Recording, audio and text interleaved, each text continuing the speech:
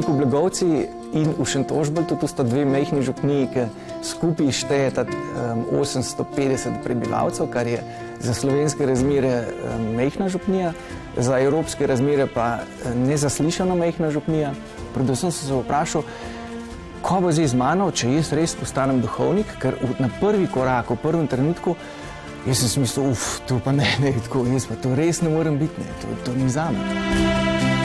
Kar sem duhovnik, to je 5,5 let, niti enkrat nisem eksistencialno podvomil, a je prav, da sem duhovnik ali ne, ravno nasprotno bi rekel.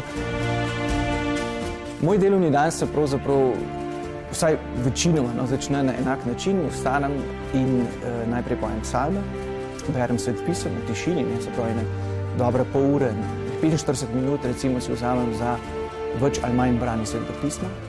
To opravilo ponovim potem še 2-krat čez dan. Vmes imam še 1 urico v cerkvi, tihe krščanske meditacije.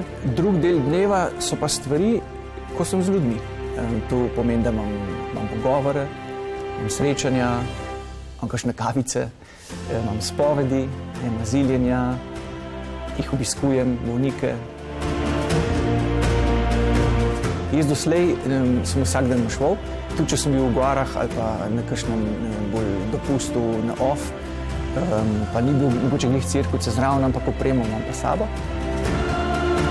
Danes je najbolj pomembna oprema smartphone, pametni telefon, zaradi tega, ker imam na njem cel svet pisem, vse odlomke, ki se berejo pri Evharistiji, pri mašah in vse psalme, ki jih zjutraj, opoldne in zvečer, kot sem rekel, molim. Sprav, to je najbolj pomembna stvar, mobitel pa kabel. Ti darovi načeloma so namenjeni, kot rečemo, za mašo, se pravi, ljudje dajo za mašo. To je naš osebni prihodek in to je 17 € dnevno, 6 dni v tednu, nedelja je neplačana. Ukolikor imam drugo ali tretjo mašo v enem dnevu, tist zaslužek ni moj.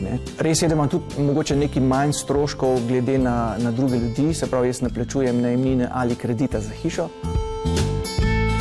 Ja, jaz doma nimam kuharice, pač pa imam kakšne dobre ljudi, ki mi včasih pustijo eno plastično porcijo, ki si jo zamrznem in potem odmrznem in pogrejem, kadar je treba, ali pa si sam skuham.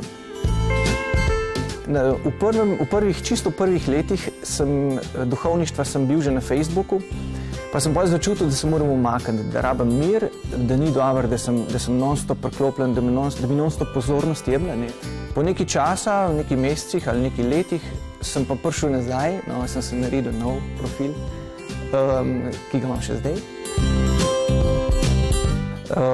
Enkrat sem šel takole čez Prešernov trg in prileti en Italijan, en fantič za mano, po italijansko kriči, jaz ne znam italijansko prav dobro, nekaj pa razumem. In on bi se spovedal. In on za mano, padre, in jaz tako, pa sem vedel, da je to sem jaz. In sem rekel, deva, in sem naredila križ.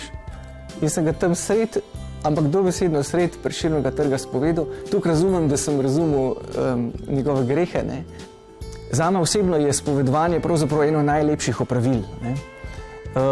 Gotovo je to ena stvar, ki je malo stereotipna in gotovo povzroča tudi kakšno nerazumevanje ali pa celo posmehovanje v sodobni družbi. Ta stereotipna spoved, da malo poveš, kako si kradel, pa grdo govoril, župnikov in pa župnik. Tu spoved ni, že dolg časa ne. Spoved je predvsem kraj ozdravljenja. Kako moje faranke gledajo na celibat, niti ne vem, če sem čist iskren.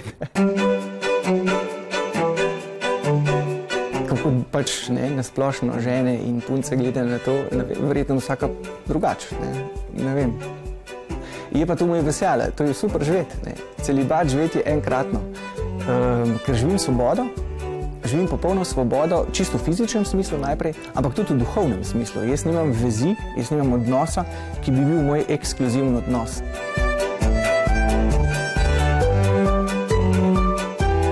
Za kristjana je normalno, da ga ni strah. Kristjan nima česa braniti, jaz kot kristjan nimam česa braniti. Cerkev? Kakšno cerkev? Saj tu so sam kamni, ki bojo propadli. Institucija je božja, je dana od Boga, jaz nimam kaj braniti, jaz lahko samo dam z veseljem to, kar sem zastonj prejel. Če pa pride val imigrantov muslimanov, pač pride val imigrantov muslimanov, so na tem svetu in so ljubljeni od Boga, so njegovi božji otroci in zelo pogosto tudi zelo dobri verniki.